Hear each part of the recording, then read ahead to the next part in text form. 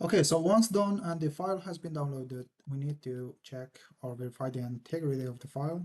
So first, you can follow the steps over here. So first we download the ISO file, and then we need to launch the PowerShell. You can start the PowerShell from here. Just type PowerShell, and you will have the PowerShell. And then we need to access our downloads folder. After that, let's get the name of our ISO file. Next, we need to use the this comment here, like get file hash. So let's get file hash, and then 1900 something, the name of the ISO file. Hit OK and wait. To take this number here, right click, like highlight it, and then right click and go to Windows Enterprise hash values PDF.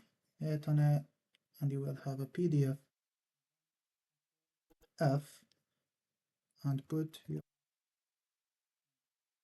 So once you do that, like you paste your number here, you have to have it highlighted here. So now the integrity of our file is verified.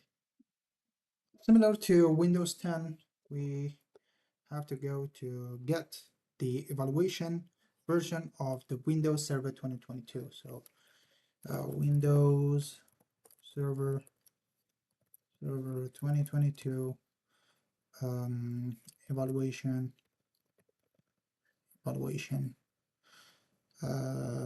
let's say ISO image. Okay, go here to the evaluation center, and this is the Windows Server. So you're gonna get it from here. Download the ISO for free. Okay, similar to what we did in the Windows, so you need to provide all your information and then hit download.